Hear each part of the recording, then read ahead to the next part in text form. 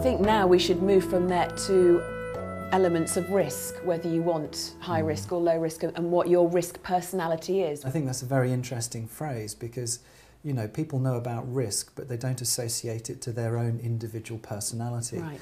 Because when people in my industry assess your attitude to risk, it actually, in my opinion, gives a false reading. Because most people are aspirational. If they want to invest money, they want to make money. Yes. So they're not about to admit that they're doing it to lose money. Right. So it naturally sends a bias so that everyone fits into a box in the middle. Everyone's medium risk. Because we will all be in the middle. Yes, of course we do. And so this is part of the problem over the last few years because a lot of people have been put into this medium risk box. But in reality, the real question I think we need to ask is, what is your tolerance to loss? So if I said to you, Claire, here's £100,000 on the table, it's your money, how much are you prepared to lose of that before you start getting twitchy or start to have sleepless nights? That's now, really interesting. If you're in this medium risk box, a lot of funds in the medium risk box in 2008 fell 30%. So that's why there's a lot of people out there that are saying, well, hang on a minute, I know I said I was medium risk, but there's no way I wanted to lose 30% of my money. Now, I know it was only perhaps markets have recovered a bit since then, so, you know, but it's the concept of risk. And so really the real question that I think is an intriguing one is that when someone wants to invest some money, you have to say, how much are you prepared to lose? That's really hard. I'd find very, that very really hard question. Yeah. It's hard for me to ask because people turn around and say, hang on a minute, well, I don't want to Austin, lose anything. I've come to what you are you to talking make about? money, not to lose it. Exactly. But it's an interesting question, and I think definitely. it has to be asked because then it gets down to the nub of what I call the risk personality of someone.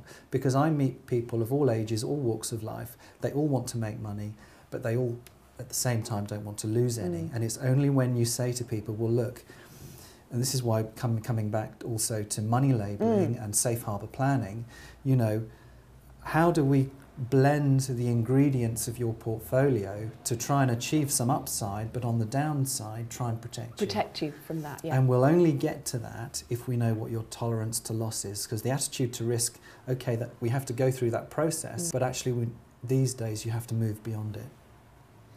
You obviously know what I'm like with my attitude to risk, or maybe we should have another conversation about how much I don't want to lose. But I've always said to you, when we've discussed it, of course you want to make a bit of money, but I think it's more important to me to safeguard what I've got. Yeah.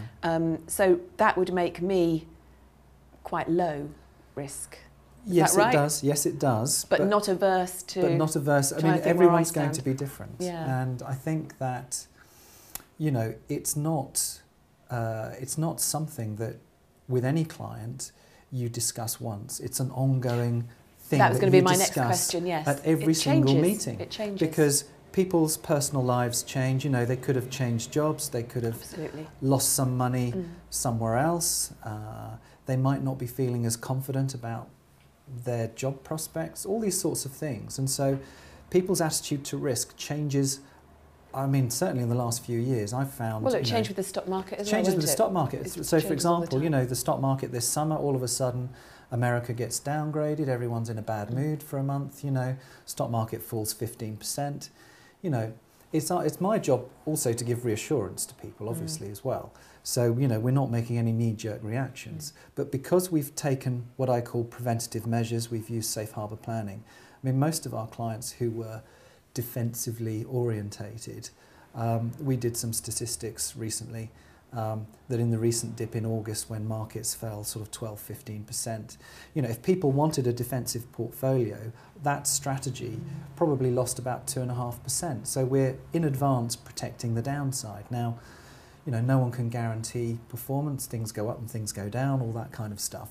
But we're talking about general concepts here, that if you blend in these kind of boring stuff like, you know, fixed interest gilts, index-linked gilts, you know, as part of your healthy diet, you're not going to suffer as much. And that's all part and parcel of fine-tuning things on a quarterly basis.